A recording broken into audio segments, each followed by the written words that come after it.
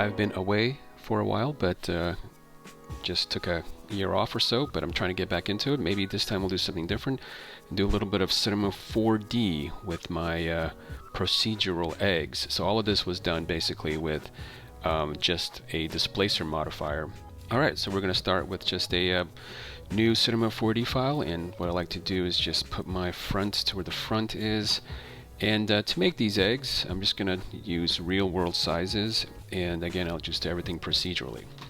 So let's just bring in a starting point here. I'll bring in this disk here, and let's go ahead and reveal the lines. And what I'm going to do basically is make this as real size as possible. So I'll change this to maybe a radius of 6 inches. So that gives us a diameter of 12 inches across. And I'll go ahead and increase some of my disk segments, maybe to about 10, and then rotation segments will also crank up. But let's just do 40. We might increase this later on, but we'll see what we get. And actually, let's make this 60. Okay, so we'll use this as the starting point, and we're going to make our sunny side up eggs here. And let's actually go to 16 maybe on this. Just gives us some more resolution definition to this. Alright, so basically a lot of this is going to be done with the Displacer modifier. That's sort of our main tool here. So I'm going to click on the disk here. At this point I'm going to keep it live, so I'm not going to make it editable. And I'll just add, holding down Shift, I'll add the Displacer modifier. So the Displacer modifier is a child of the disk, and I will go ahead and go into shading. And let's just start with a simple noise. So I'm going to grab some noise, and this is what we get, which is just basically a noise pattern, way too big. So let's go to noise, and let's just bring this down on the global scale to maybe something like that. Just by looking at this, even though we do have the global scale turned down, we're still getting these really weird kind of spikes. The way, again, the displacer works is everything that is close to white will be displaced upward. Everything that's closer to black will be displaced down. So to avoid that, what I'm going to do is change my color 1 to 50% in the value. What that's going to do is just going to move things up. Okay, and whatever is gray will stay where it is. So here's the before and after. So now what I'll do is sort of minimize the amount of actual displacement here. And so what I'll do is maybe I'll lower the overall brightness, and maybe I'll lower the contrast so that these eggs are sort of a little bit displaced, but not a lot. And we're still getting kind of a lot of sharp peaks here. But when we add I'm going to hold down the Option button and add a subdivision surface, that will get smoothed out in the long run. So I'm not going to worry too much about that. So let's turn that off right now. Okay, so we got some noise. We got a noise that's driving some of this displacement. I can always go back to my disk here, and for example, maybe we'll do more segments just to give our noise a little bit more breathing room here. Maybe we'll raise the rotation segments to 80. Okay, so we got a good starting point here. This may be a little bit too displaced upward, so I'll go back to my displacer, go back into the noise, and again, just as I did before, maybe I'll lower the contrast and kind of just give it a little bit of displacement, kind of like that. Okay, so far so good. Now the way we're going to use the displacer is we're going to treat it as sort of like almost like a Photoshop system, where a lot of this is going to be done in layers. So Cinema 4D also has a layer system. It's not as obvious as Photoshop, but I can actually put this noise into a layer. So how do I do that? Once this noise is created and it is to your liking, I'm going to click on this drop down menu and put this into a layer. And now the noise gets replaced with layer. And if I click on layer, you'll see that that noise is still there. The advantage is that now we can actually stack some layers on top of the noise and create that sunny side up egg image. So let's try some of that. So just like in Photoshop, I can stack layers, and Cinema 4D basically calls these shaders. So right now we just have a noise shader, so I can grab, for example, another one, and this time what I can do is grab, let's say, a gradient. Okay, now by default this happens, which is not good, but it kind of makes sense because the gradient layer is completely overriding our noise layer. Okay, And it's also doing it by a gradient pattern going from black to white.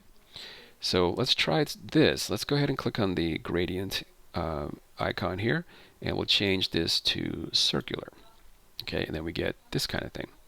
Now, as mentioned before, we want to start with gray to white. So I'm actually going to click on this black knot here, double click, and I'll make it 50%, so we're not going down in terms of our displacement. And then I'll switch the order here. So maybe what I'll do is I'll switch the knots. I think the easiest way to do that actually is just to right click and go to invert gradient. Now you can see that we've got this sort of huge, kind of almost like a bubble, kind of pushing this up. What's most important though basically here is that it's completely overriding the noise. So what I can do here is change this to, let's try lighten. And what lighten does is it stacks both of these together, so we get a combination of our noise on the back, or on the lowest layer, and gradient on top. And now we can sort of play around with this. So for example, if I go ahead and click on the swatch here, I can mess with my gradient to create a smaller version of this. So I can push this like this. Now we've got this kind of egg-like pattern pushing up. Or I can even bring this the other way. We get kind of various experiments with this. So I'll just make this like this. Okay, so at this point, I can go ahead and start working on customizing this sunny side egg look here. So first thing we'll do is add another knot here in the middle. Okay, so we have 3 of these. And I'm going to go ahead and change the interpolation here from smooth. So I'll click on all of these knots here, and I'll change this to cubic. Now, why am I doing cubic? Just through experimentation, I found that basically I can get a sort of more precise look here with that kind of bubble of the sunny side egg here. So what I can do is kind of mess around with these knots and really have a lot of customization here. So let's try some of that. I'm going to go ahead and just start with the first knot here. We can go ahead and leave that kind of where it is. Just I have it set to 86% in the value. Let's go ahead and go to the middle knot. And I want to basically do is raise this up a little bit so it's kind of getting close to that kind of bubble look here. And now I can go back to the first knot, and again, just by experimentation, I found if I lower it a little bit, I can get whatever variation I want of that classic egg look here. You can kind of keep messing with this, if you want to make it smaller, you can bring these values together, and just there's a lot of movement here to customize this. So let's try something like that perhaps. And again, we can always go back and work with the different values to maybe bring this down a little bit. So let's try that. Now the thing is, I want to move this to a certain position here, and if you go back to the layer system here, there's not really any way to move this. So if I click on some of these properties, there is a gradient properties menu, but none of this really shows me a way to move this egg part wherever I want. So again, we have a layer system here, and let's just get a good naming convention here. So I'll rename this gradient to, let's call it, I guess it's called a yoke, right? So yoke, and let's call this just the, for lack of a better word, the white part.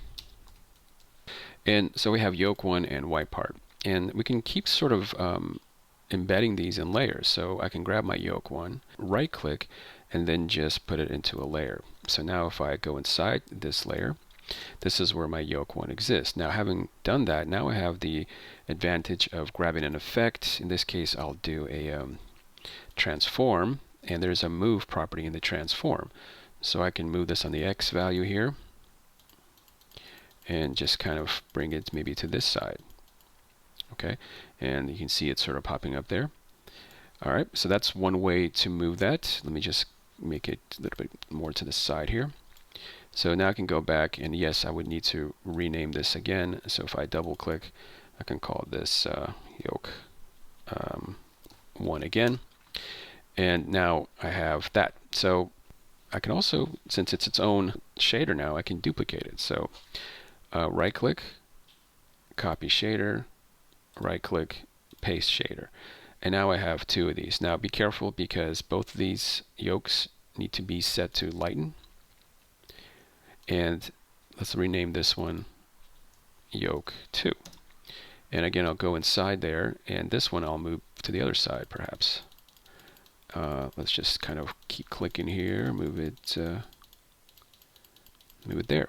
Now I have an identical one on the other side. And while we're here, we can always scale these down a little bit. So maybe I'll do like a 0.8 all the way around. And go ahead and just move this away slightly from the original one here. Okay, so now we've got sort of this 2 yoke system, and we've got our white part as a noise. Okay, and if we turn on subdivision, obviously that gets more subdivided. And when we put the material, you'll see that it's a nice blend there. Let's go ahead and turn that off. So we can pretty much keep working here. Like if you want to add more distortion to the white part, we can keep doing that. It's just a matter of stacking these layers on top of each other. One main thing, again, to keep in mind is you want to keep these unlightened. Okay, so now if I wanted to give more detail to the white part, I can always just copy this shader, and I'll click right click again and do paste shader, and let's change this to part 2, white part 2, and again change this to lighten. So we have 2 of these now of the same noise pattern, but you can always come in here and maybe change the global scale to kind of bring that up a little bit. You can always mess around with some of these other settings for the noise. So in this case, maybe I'll increase the contrast. So just give us another sort of variation on that white part. So here it is before and after. It just gives us a little bit more variation there. And you can keep stacking these any way you want to get pretty much any look you want here. Okay, so the next part we're going to do is just colorize this. So I'm going to create a shader material, and let's go ahead and call this just, well, let's just call it eggs. And I'm going to grab in my color channel, I'll go to gradient, and I'm going to change this to 2dV, and I'm going to now mess around with my gradient here to get us a transition from the white part of the sunny side up eggs to that sort of yellow yolk part. And this is all going to be done with just a simple gradient here. So let's try that. So let's change this knot here to like a yellowy part, yellowy color. Hit OK. And let's just see what happens when we apply it directly to that disk here. Okay, so we get something like this. So the colors are okay, but obviously it's not going the right way. So let's go ahead and click on the disk. We'll go to our layer mode here, and let's change this to, let's do flat projection. And we can see that we got a pretty large flat projection, so let's make that smaller. I'll click on my scale and bring this down. And what I'm looking for is just a scale so that it will only hit certain parts of the egg. So maybe something like this.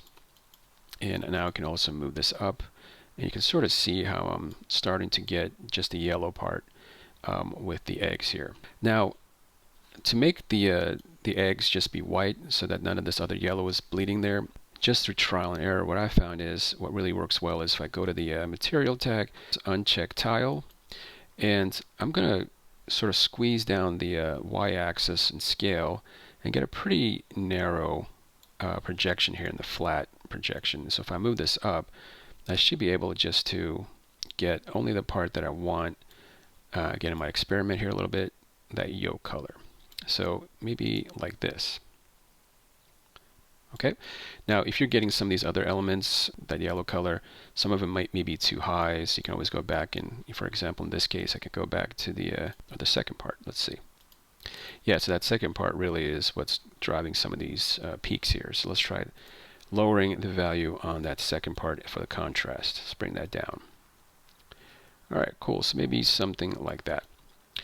And now I just have the part that I want to be yellow, right? So what do we do with the rest of this? So I'm going to make a new material, and I'll just make this the color white, and I will apply this to the same disk.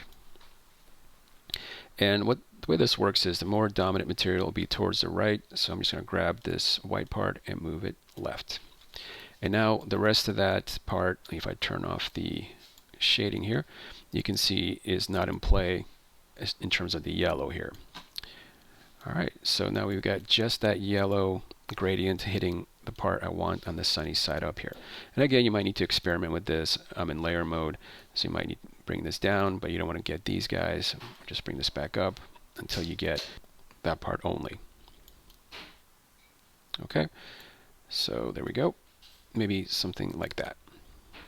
I'm not going to worry about these little small things, but maybe, yeah, there we go.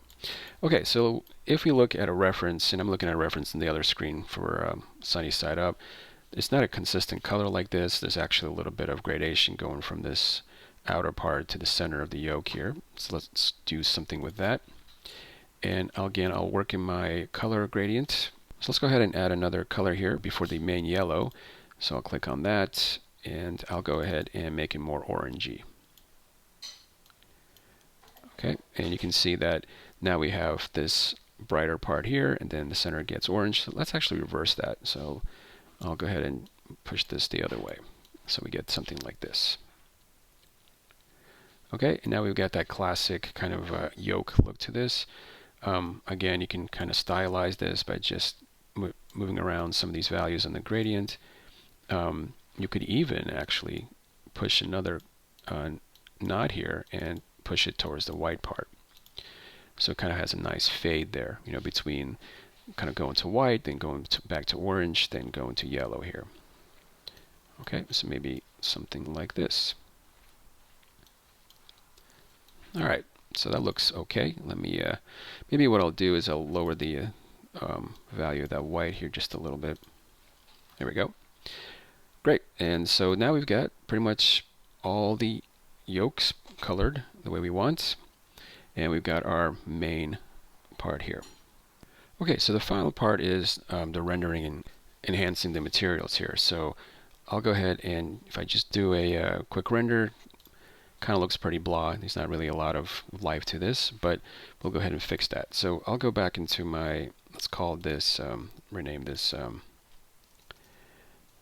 egg white, and I'll just put in some values here. So I'll go to the color channel, we'll keep that white, and if I go to reflectance, I'll delete whatever's there and add a Beckman reflection.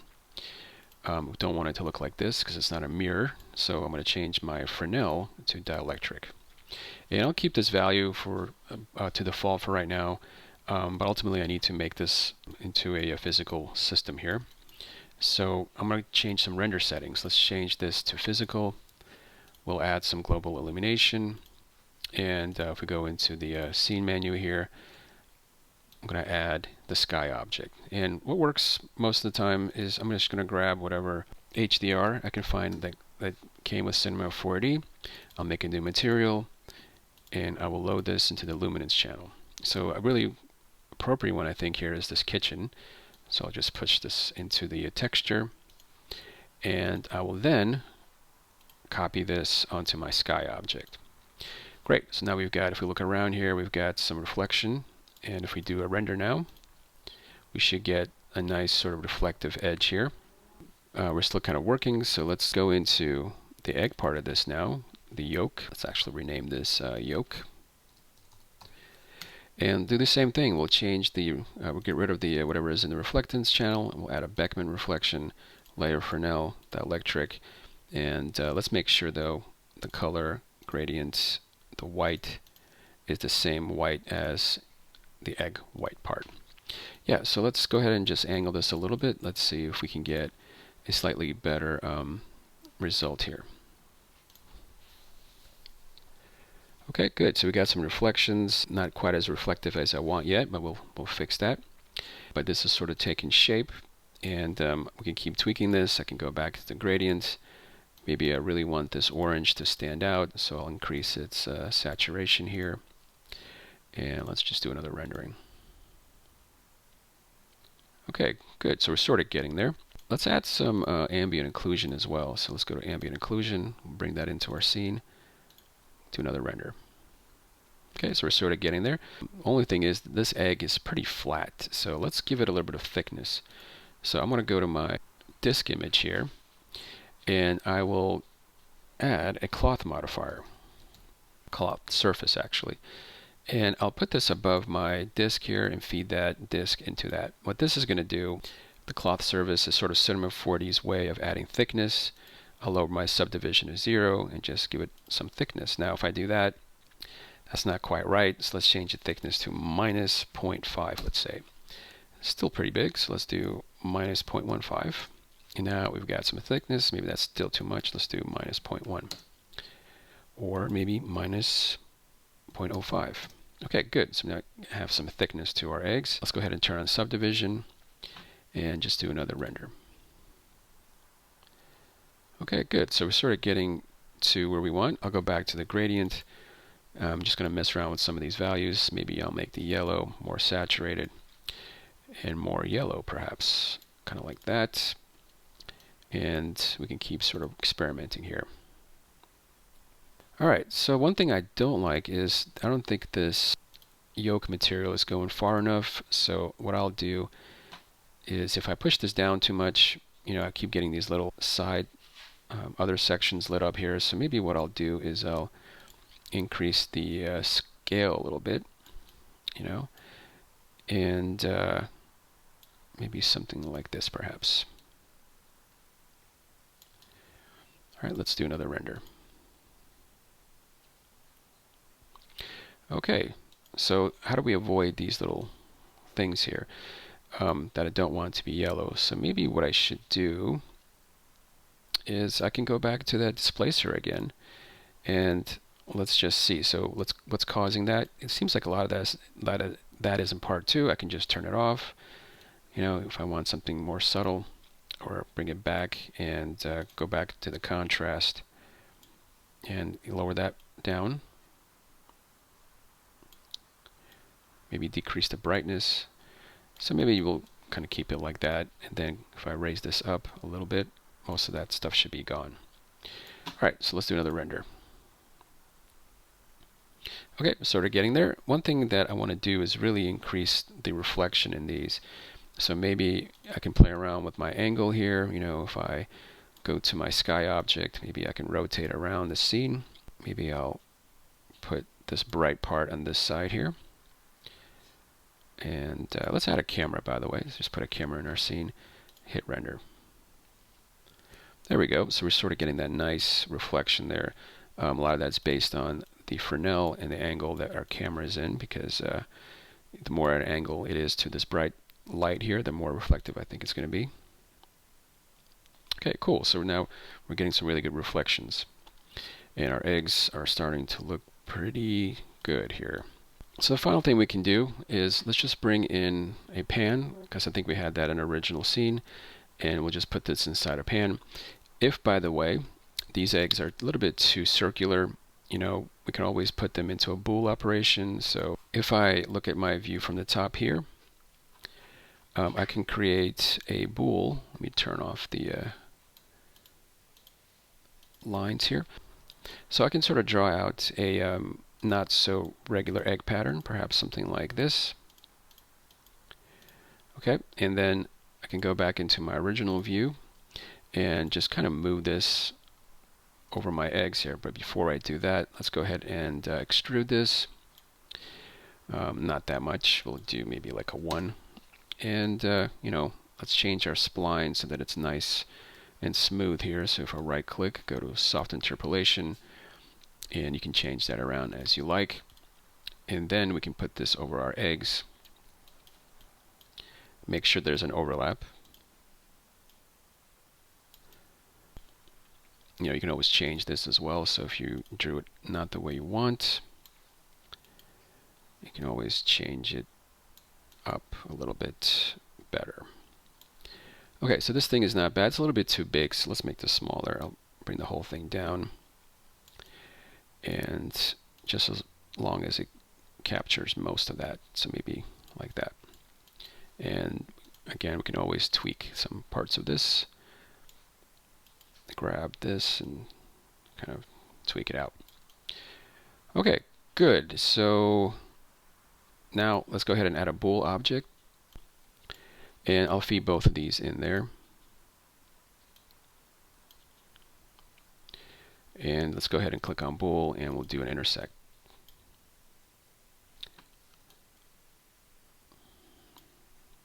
All right, so what's happening here is that the extrude is not large enough, so let's go ahead and bring that up a little bit. And if we turn that off, it's way too big. So let's bring this down. Yeah, and then, just make sure there's overlap. There we go. So now we got slightly less regular pattern here. Okay, so the final thing here is I'm going to add, if you go into the library content in Cinema 4D, I'm going to add just a pan into this. So here's a pan. I'll bring this into my scene, and I'll just turn off the lid and mess around with the size a little bit. So let's see. Let's look through our camera, and let's go ahead and bring this whole thing, which we can call now eggs, and let's bring this down. I might need to make it a little bit smaller, so let's scale it down a little bit, and we'll just push this basically so it's sitting on the bottom. Okay, so if I move this down and I put this into the pan, looks like some of it's coming at the bottom. I can keep sort of pushing this down. That's too much, but ultimately I could just fix that with the bool.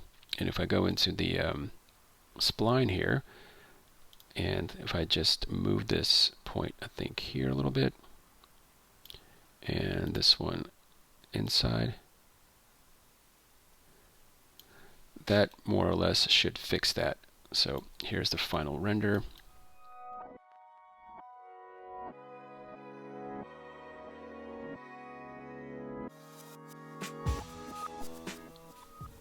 Alright, so thank you for joining me today for this tutorial from Revenge MoGraph, and like and subscribe and all that, and I will make more.